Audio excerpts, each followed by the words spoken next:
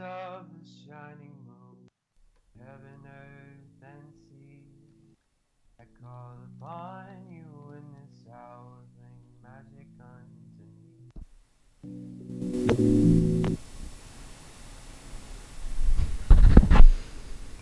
Hello, my lovelies.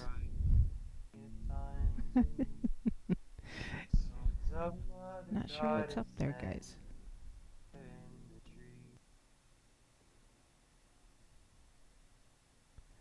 Hello, my lovelies. This is Paisley Wild, and we are adventuring off into the spaces between. Being broadcast live on Truth Frequency Radio, iHeartRadio, TuneIn and TalkStream Live, and on YouTube World. And if you are listening in on YouTube, make sure you do hit that like and subscribe button. And yes, for those of you who are listening and have questions, yes, talking about the Wild Hunt tonight, the Celtic and also kind of the Germanic versions, just a bit. The Wild Hunt, the Great Hunt, yes.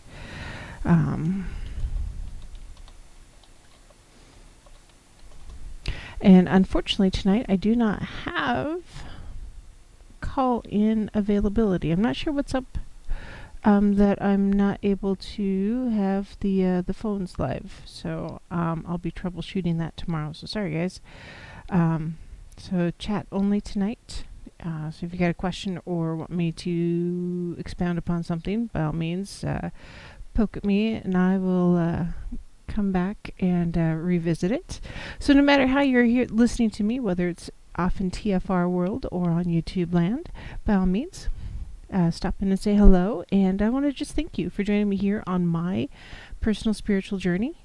And I hope you want to continue learning with me and come back. If you want to support the show, I do have the website. It is www.thespacesbetween.live, or you can check me out on Etsy. That is www.etsy.com/shop/Monarch Mountain Studio, and Mountain is MTN. No matter what happens, of course, you can always send me an email. That is wildpaisley@gmail.com, WILDEPAISLEY@gmail.com.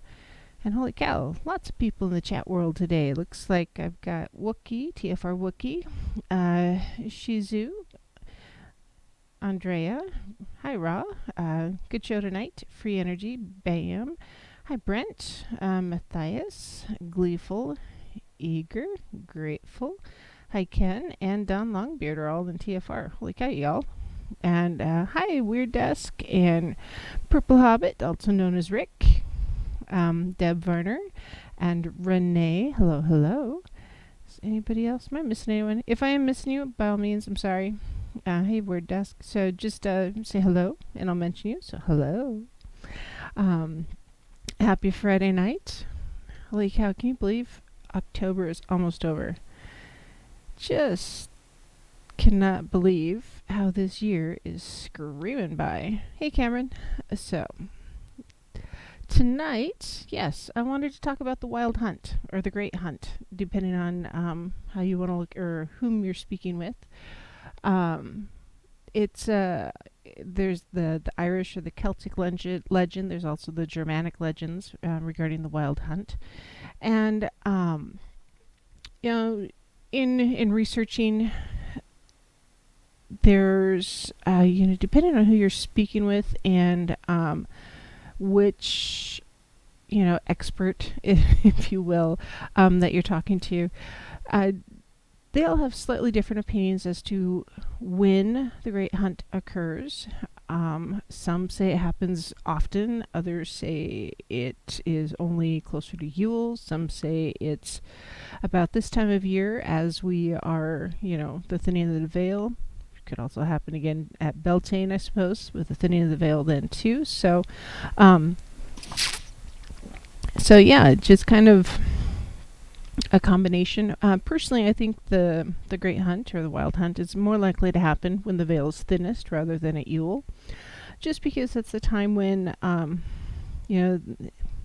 it's easier for the spirits to cross the veil and to transition from that realm to this realm. There's less energy involved, so yeah. Anyways, just going to talk about it. I figured I'd start with just something.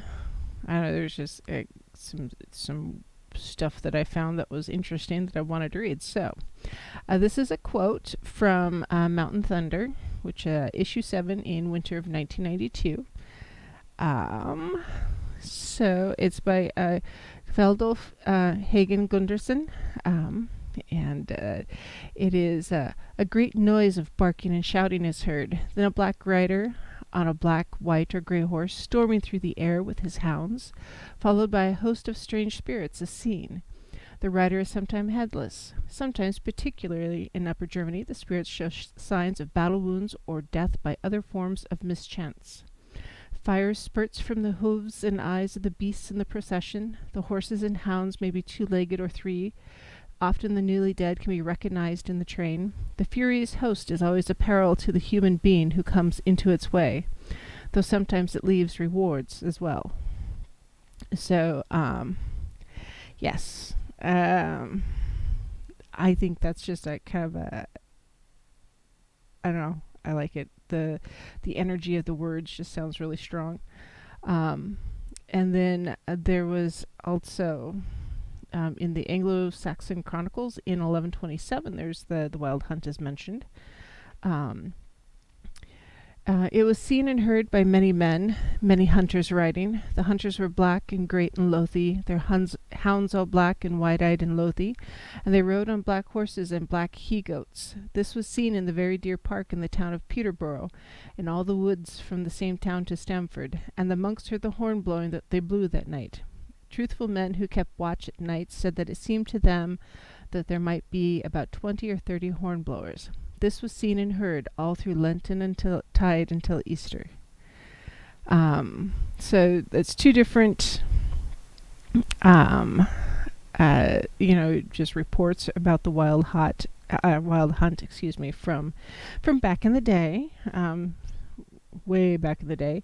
But essentially, the wild hunt is led by the huntsman, whomever that may be, depending on which tradition, and a host of hunters, and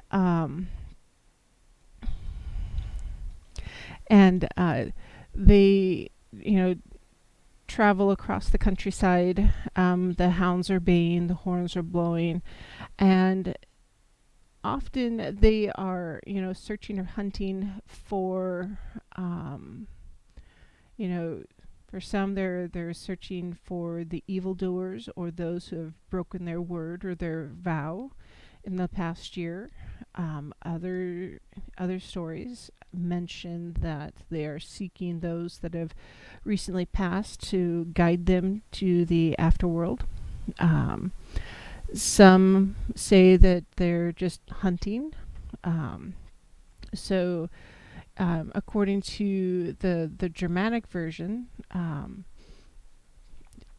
excuse me, Odin is the leader of the hunt, and he is riding upon his eight-legged steed, Sleipnir, and it's a kind of a shamanic type quest, if you will. And he's going and he's searching for something or hunting for things. So, um, it's and he's also accompanied by dogs and other horses and other creatures and such. The Celtic tradition, the host, or also known as the Sluagh, they're actually,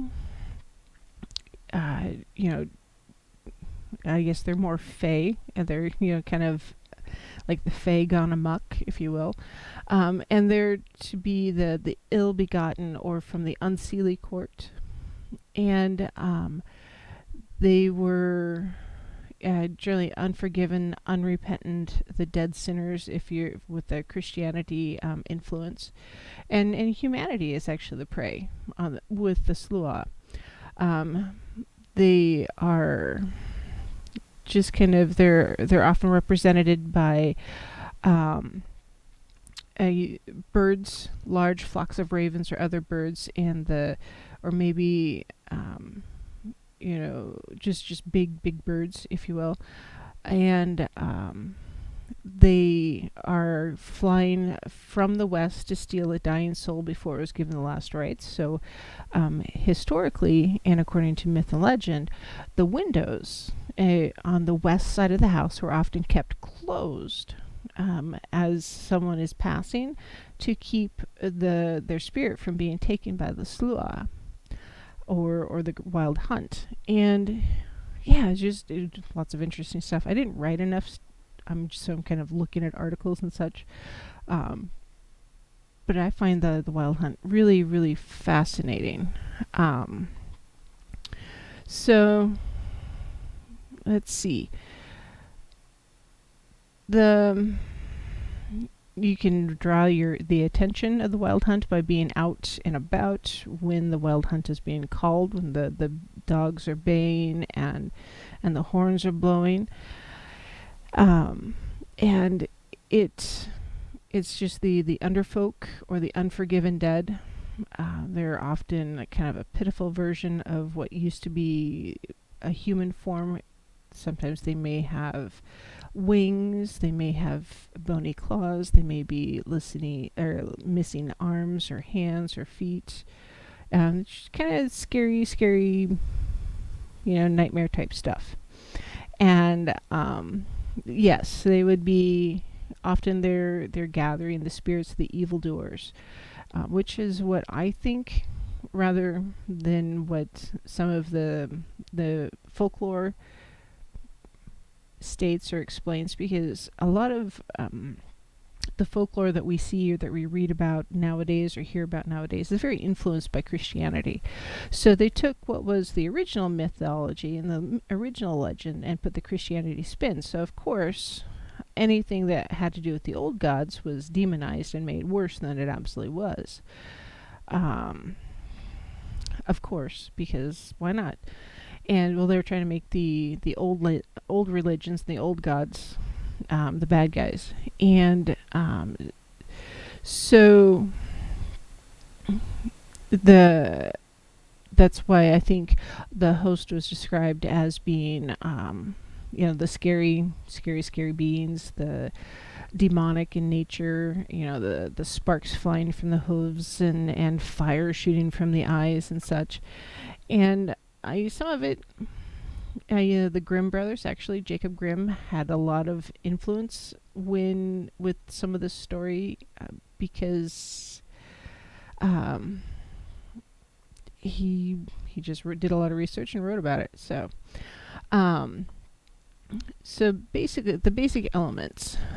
That's the huntsman, the leader of the hunt, has individual accompanying huntsmen, and it's a supernatural thing. The grim, the big dogs, wolves.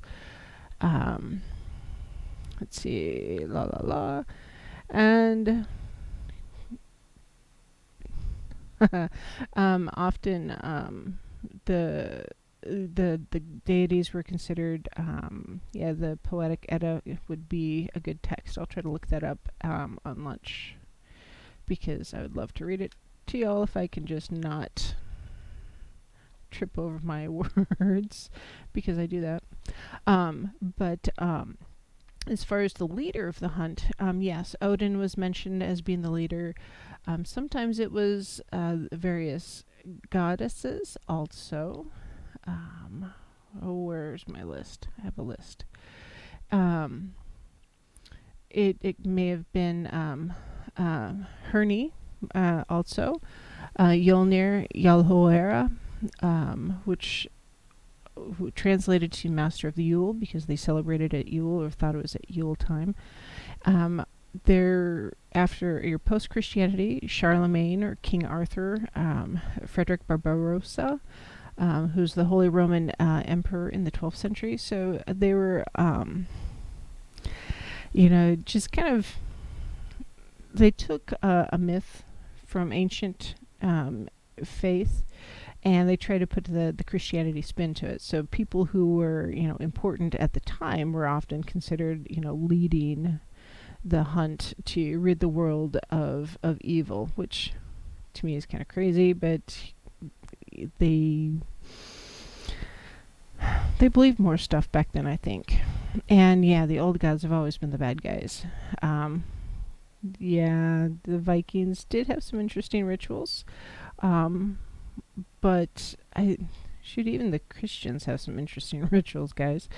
But there's in the Lord of the Dead, the Lord of the Dead was had a pack of hounds, and they were called Gabriel hounds. And if you saw them, they're white dogs with red ears. It was a portention of doom, and or some horrible thing is going to happen to you. There also Herni, which is the hunter. Now, he's didn't originally start off as a god. He was more of a myth or legend, and associated with the mythical king Herla, and he was the huntsman for Herla, and he was just a really powerful, awesome dude that managed to really bring in the game all the time.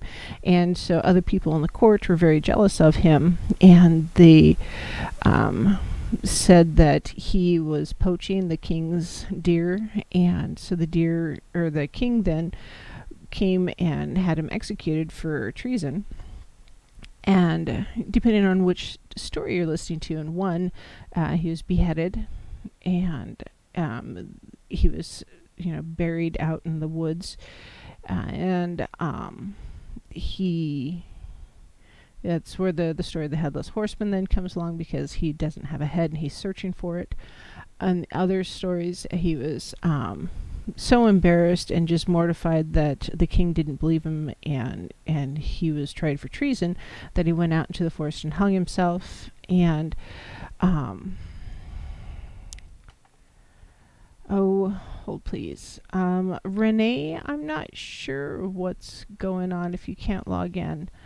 I know that I've had some problems also, and we're currently working on the software side as far as getting into the chat and TFR.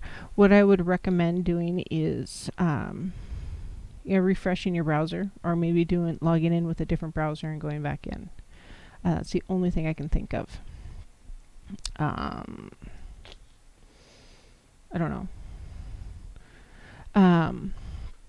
Anyways, so with Herni, and then because he was a huntsman, he's always seeking the deer. For some reason, they decided to put deer antlers on him, and it was just kind of kind of a sad tragedy, if you will, and it's really unfortunate. Excuse me. So, in Germany, actually, the Great Hunt or the Wild Hunt is often associated with the devil or a dragon, especially post-Christianity time, and it's where a dragon or the devil will ride a horse, and is accompanied by many hounds, and often they're seeking young women who could be guilty or innocent. Innocent meant that it was just even more special treat to capture her, I guess. And so it's just, let's see, often if the hunt comes upon you and you try to help, often you are included or you may be given a gift. If you stand up to or oppose the hunt, you will be punished. And if you're punished, you may be cursed, and that curse may be impossible to get rid of without the aid of a magician or a priest.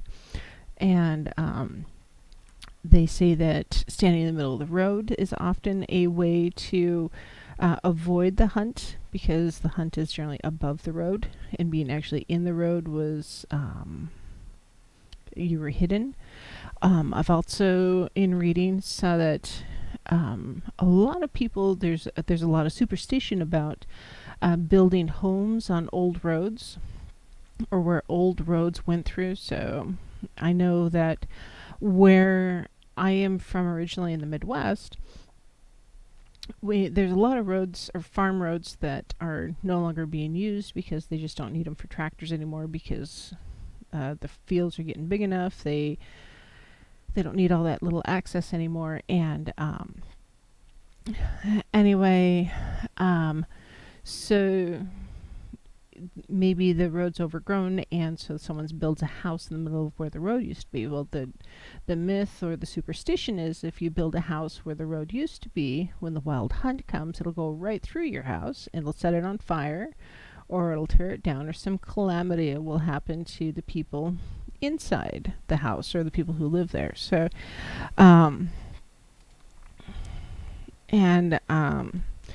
so it's just a mythology, if you will, just because the Great Hunt or the Wild Hunt has been going on for so many millennium, that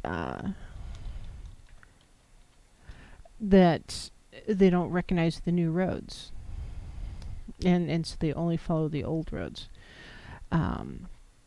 There was often the Wild Hunt was associated with big storms as they blew in during the fall, and I don't know, depending on where you're at, you can really see the weather come in.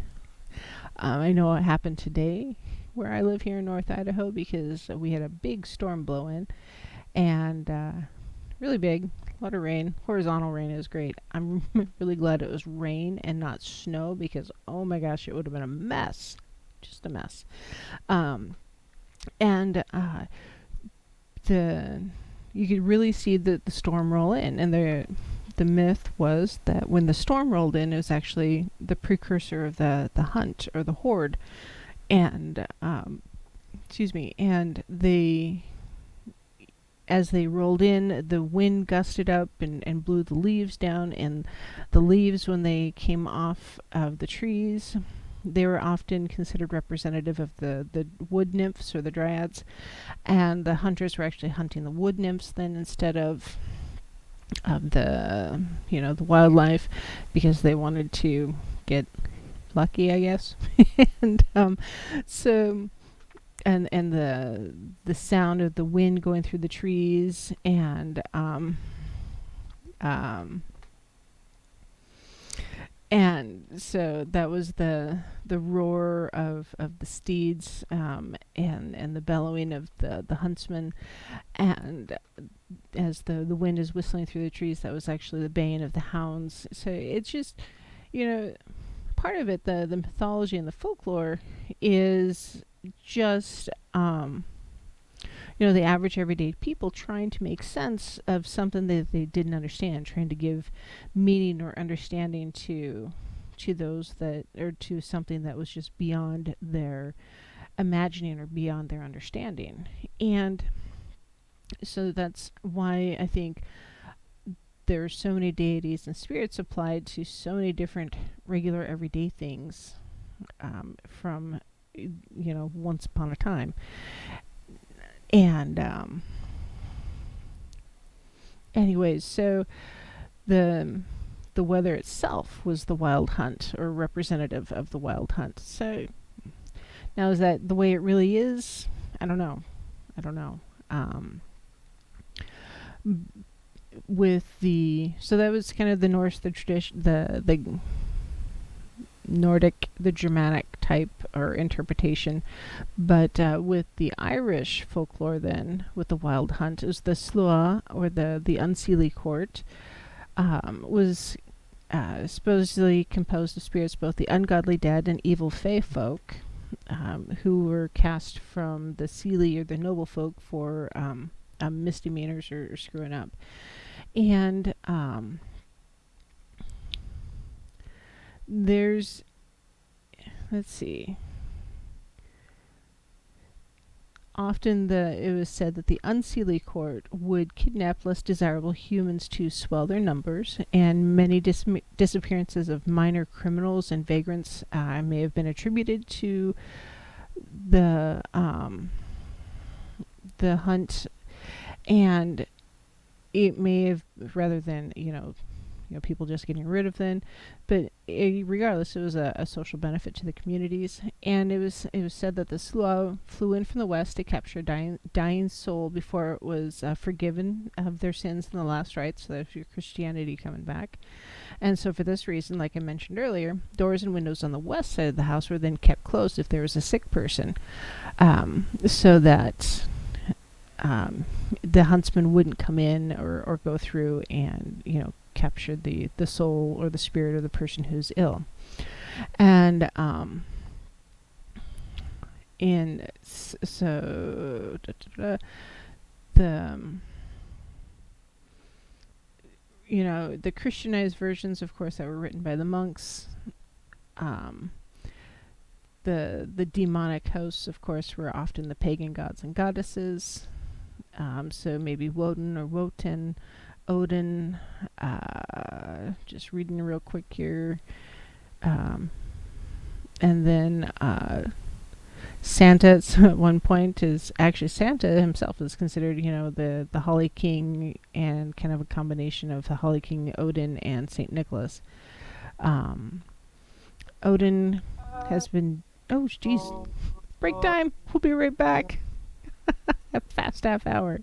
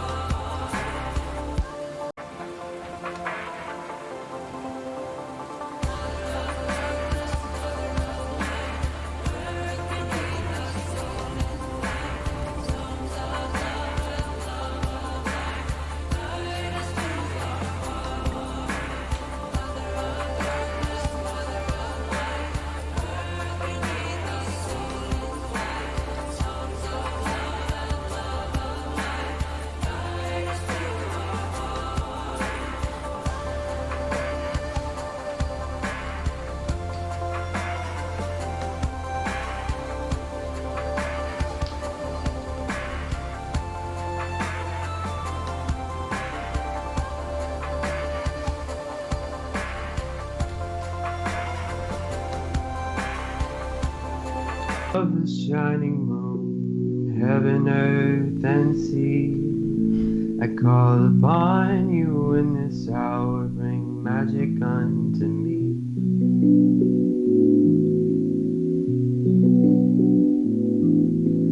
Brothers, oh, the cauldron cries, it singeth unto me the songs of Mother Goddess and of Father in the tree.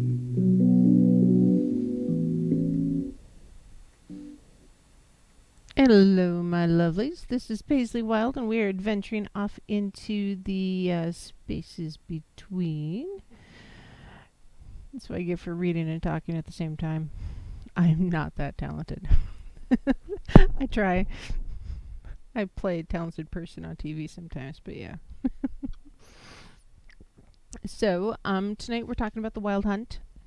And, I tried to look up the Edda while I was on break, and I've got a book, and I should have just set everything down and ran upstairs and gotten the book. But, oh well. So,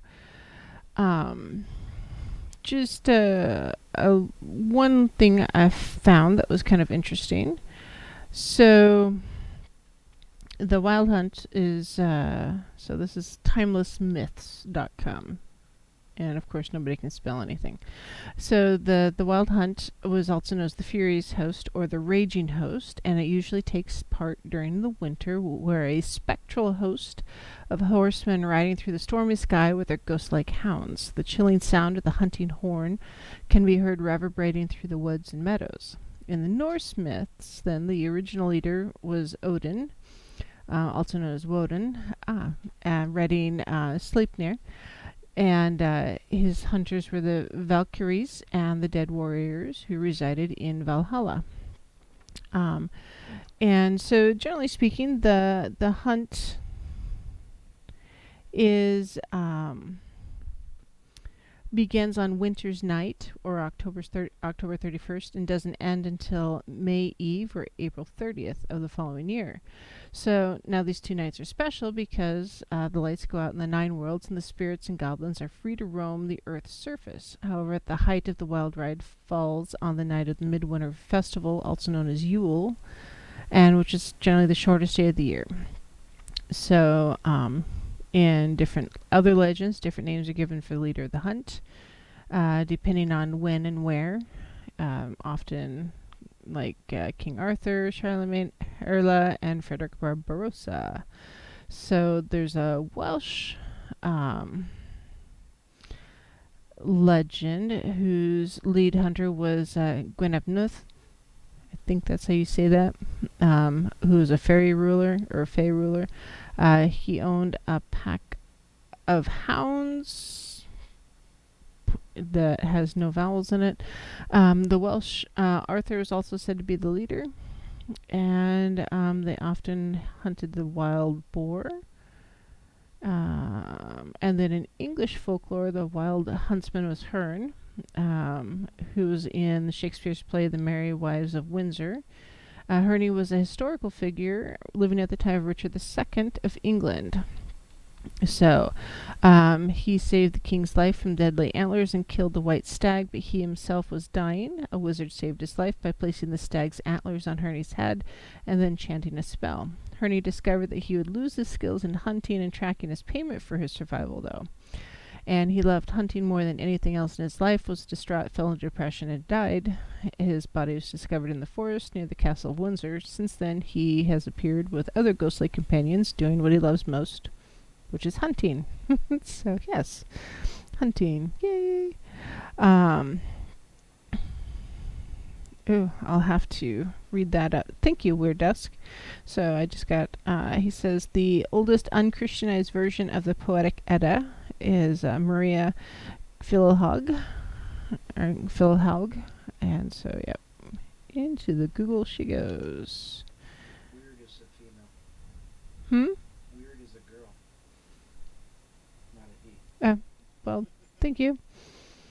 Sorry, the peanut gallery named Dawn is over here saying, hey, sorry, Weird. Miss Weird. So, I will have to... Lady of the Labyrinth. Yes, I'll have to read that. Philhaug. Awesome. So, anyways, I will read that later. Otherwise, I will get sucked in and I'll totally forget that anybody else is here listening. And, yeah, that's it. I'll just keep reading. So, anyways, yes, generally speaking, um, the, I, in all the research that I was doing, on the wild hunt, it's led by a dominant person, whether it's a god or a goddess, depending on the time and the period. And sometimes it was a fae, sometimes it wasn't. And they often scared everybody else because they were coming during a storm, or a storm announced their arrival. And then they gathered the spirits of those who had been naughty or were just not good people in general. And then often those who broke vows or broke the trust with the people that they had given their word to, and then either drug them with them on the hunt or they became hunted. So it was a way, I think, to keep the people kind of behaving a bit, if you will, because generally speaking, people in a group tend to get up to some mischief and do things that are not good. Sometimes one person likes to prey on another, so it's just a really good way to keep that negativity or that behavior in check. And other times it was just a control thing, especially I think with Christianity. They used it as co-opted it or adopted it as a way to help control the masses. And if you sin, you're going to be picked up by the Gabriel's hounds and carried off. So it was, I don't know, it's just so much of the the history or the mythology that I've been reading is like, oh, well, that makes total sense. It really, I can see where the connection is to the everyday life, whether it's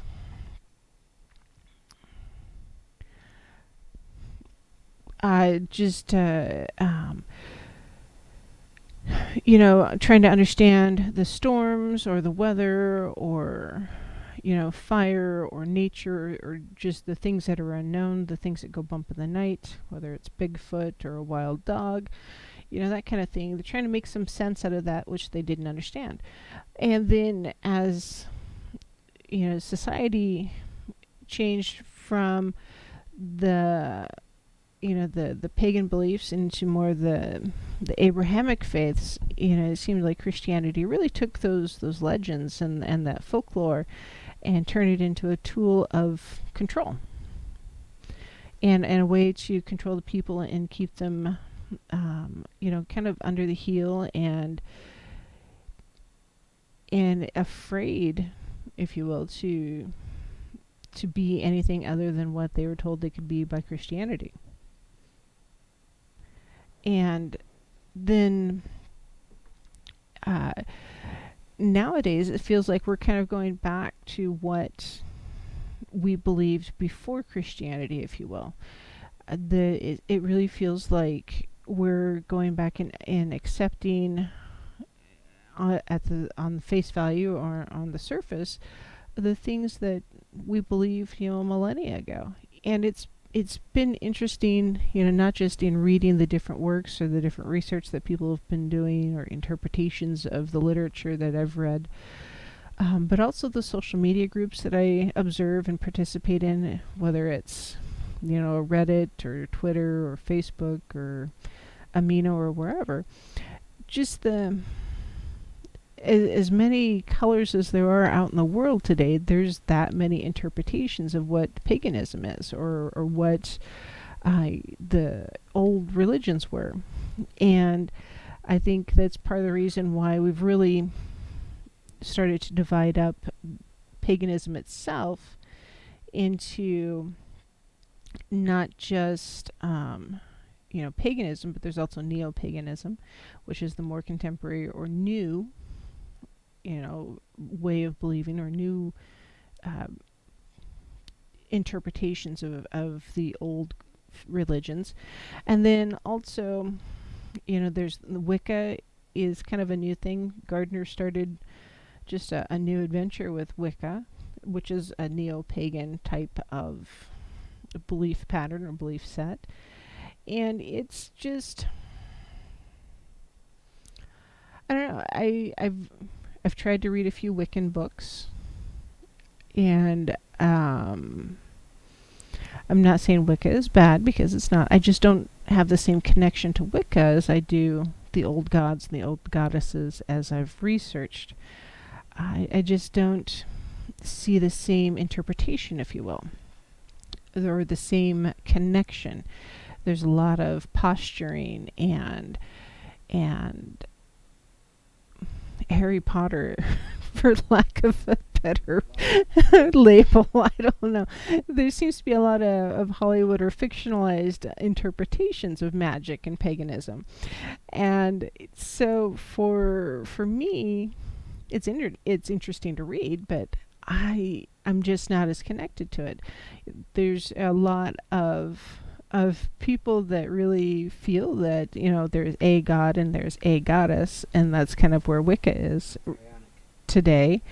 And then there's the Dianic, which is all female goddesses, and they really ignored the masculine, which is kind of anti-Christianity, if you will, or anti-Abrahamic. But really, for me, there's the deities, there's the gods and goddesses, there's both. You can't have one without the other. Yeah, the yin and the yang, if you will. Just like I really don't feel that there is black magic and white magic and gray magic. There is magic. Just like any other power out there or any other energy or thing, it's how you use it. I mean, if you pick up a hammer, you can use it to build something, or you can use it to destroy something.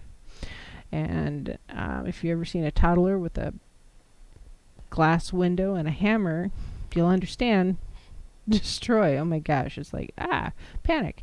But just like there is, it's not the left hand path or the right hand path, it is the path. It is the thing. There's no two sides of the same coin. Okay, it's still the coin. It is the thing. And so for me, it's part of the reason why I talked about shadow work a while back. I will be talking more about the left-hand path in the future, just because, yes. And it's because I really feel that they are the sum of the whole. They are parts of the whole, just like your car won't drive if it doesn't have gas in the engine. You gotta have all of the different parts. And it's really been eye-opening and bizarre to me to read and to learn and to talk to these different groups. And there's so many people who feel they're so absolute in their belief set. And in some ways, some of the pagan groups out there, the witch groups out there, are as rigid and structured in their belief set as in Catholicism is. And it makes no sense to me, because as an organic faith that paganism is, or in religion, it should be more free-flowing. It is not that rigid, people. Really, it isn't. Have you ever been outside in a storm? It just kind of... You can put up as many walls as you want. You're not going to stop the tornado. I'm sorry, it's not happening. And so I see paganism as the tornado, the energy, the power, and just so many people putting up these walls and these absolutes. It just doesn't work, guys. I'm sorry. So, anyways, sorry. A little bit of soapbox on the second half. I'm reading and kind of, I wasn't as set up for the show tonight as I wanted to be, so I'm sorry about that. But as I'm reading, it's like there's so many different interpretations of the Wild Hunt. Um, the Wild Hunt is only Nordic, or oh, it's only Germanic, oh, it's only Celtic, and it's not. The Wild Hunt is pagan, and it is led by the pagan gods and goddesses, and the pagan multitudes are joining in. And yes, I do feel that they are bringing justice and punishment to those who have yet to see the error of their ways, the ones that have broken faith. And so, and it was twisted by Christianity also. And because it's twisted by Christianity, that's what people are reading, and that's what they assume is the way of it. And I have to tell you, I'm a big reader. I read a lot. I mean, not just the stuff for me, like this book here, which is a good one. It's The Inner Temple of Witchcraft by Christopher Penchak. But also, I read a lot of fiction. If anybody had ever seen my stash of books, I've probably got about 3,000 books, roughly, in paper. And that I've probably got about 10 times that many or so in my Kindle accounts, which I read a lot. And there are times when I tell the fiction writers, I think, have it a lot more accurate than some of these people who stand up here and say they're the experts in the prose. And then, paganism is this way, paganism is this that way, and it's not. I think it's more fluid. I think it really is. And yeah, it's a tornado. Sometimes it's a little bitty one. Sometimes it's a big tornado of energy. And so, yeah, a little bit of soapbox. I do apologize. So, let's see. Here's a poem by Sir Walter Scott. I'm going to read it because I like it. I read this one earlier. Still, still shall last the dreadful chase till time itself shall have an end. By day they scour the earth's caverned space, at midnight's witching hour ascend. This is the horn and hound and horse that oft the latest peasant herds. Appalled he signs their frequent cross when the wild din invades his ears. The wakeful priest oft drops a tear for human pride, for human woe, when at his midnight mass he hears the infernal cry of Ola Ho. So, yeah, Sir Walter Scott, which, again, kind of a Christianized version of, or interpretation of the Wild Hunt. And it was just, I don't know.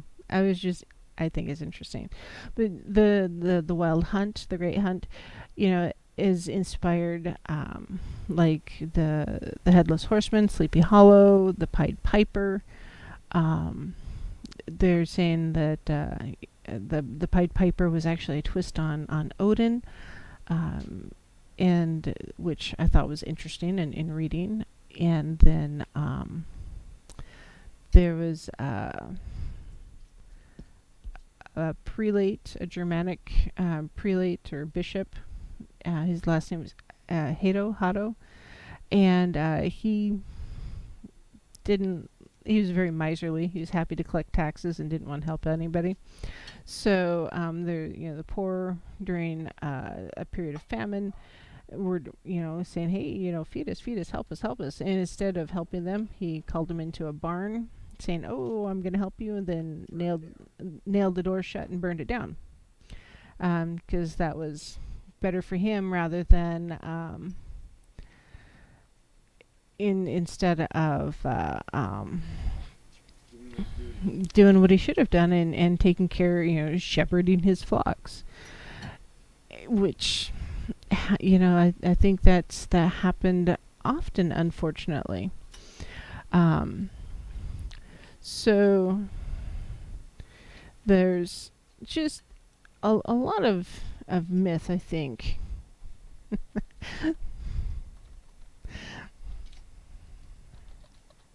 Hold on. Renee, I don't know what's going on. I'm telling you, clear your cookies, clear your browser, restart everything. Because, People leave Anyways, um, Peanut Gallery is over here telling me to not stop and talk. Um, so, anyways, with the Wild Hunt, the quarry, the story itself has changed regardless of, or in regards to when the author of different literature wrote it down. So, just gonna read something here, and don't know where it came from, but I found it somewhere and pasted it. So, the huntsman is supernatural, accompanied by hounds. Could be great dogs or wolves, Celtic, post-Celtic Britain, Nordic, etc., etc. I keep saying that. So the Christianized version, that's where the black dog story gets, bigger and bigger, the hellhound of modern fantasy. The Hound of the Baskervilles actually was influenced by the hounds. But depending on time and place, the animal may be mortal or immortal, often depicted by a deer or boar or rabbit, often white, and is described as being in pursuit of just odd quarry or odd things. And yeah, I'm just going to have to read more about this, and I think I'm just going to end up writing something to post on my website because it's just really interesting to me. and it's hard to research some of this stuff, because I have to tell you, if anybody researches paganism online, you have to weed out what is fact or actual mythology or actual folklore from fiction. If you look up the Wild Hunt, it's a lot of what comes up is actually for video game. I think that's what it is. And there's just so much stuff out there that is just not pertaining to paganism. It's just really insane. So be aware when you're doing your research, because I'm going to tell you, research. Yes, I do my own research. Yes, you're listening to me. Yes, you're joining me on my journey, which thank you. Keep coming back. I like it. But you really have to pay attention, because there's been a few times I'll find an article. It's like, oh my gosh, that's really, really interesting. Oh, this author really knows what they're talking about. Oh, that's awesome. And then it gets down to the bottom, it says, and then, grab your wand with the phoenix feather in it. And it's like, oh, Harry Potter. You're ruining my day. Which, as fiction, it's fun, but yeah, it's you really have to pay attention. Or World of Warcraft or Skyrim. There's a lot of Skyrim, or any of the card games, the Magic game or whatever it is. I don't know, not my thing. It talks about how to do all sorts of things with those, and so you really have to pay attention to what you're reading and make sure it's a legitimate source and not some sort of fan fiction for any one of a number of games, or just a game in general. And this is why writing things down and having a journal is so very important, because you can go back through and say, hey, wait a minute, I wrote this down because I thought it was interesting, and then I found out, no, it really is just a bit of fiction, and I shouldn't just, cross it out. Or it may give you a line to actually research something else and see, where did the creator of the game come up with that particular bit of fiction? What did it come from? So, yes, Tolkien. Absolutely. Tolkien did a lot of research. And so do your research. Do your journal. Now, is it a book of shadows or a grimoire? Not necessarily, but when you're journaling, keep your journals. Don't lose them, because you're going to want to go back and you're going to want to read the information that you've already written down now, say next year, to see where you've grown or see where your investigations and your own research and your own journey has taken you, because it may go, when you go back and review it, it's like, oh, that was really interesting to me. Why did I stop looking that up, or why did I stop researching it? And it may give you inspiration to go for a different research avenue or research path. So all of my show notes that I do, I'm keeping them. Yes, there will be a book at some point. I don't know when. It might be 20 years, just to warn you. Could be 20 weeks too, but yeah. Anyways, so tomorrow night I have a guest, just so you know. Her name is Maja, and she is the host of My Pagan Life, the YouTube channel, and she and I will be chatting about all things pagan. She's a little younger than I am, which is fine, because I am really excited to hear what she has to say about her journey and where she's been and what she's doing. So tomorrow night, Maja from My Pagan Life, and we will be here at 9 p.m. Pacific time. Thank you for listening to my rambles tonight, because I was kind of all over the place. And so merry meet and merry part and merry meet again, and we'll see you tomorrow.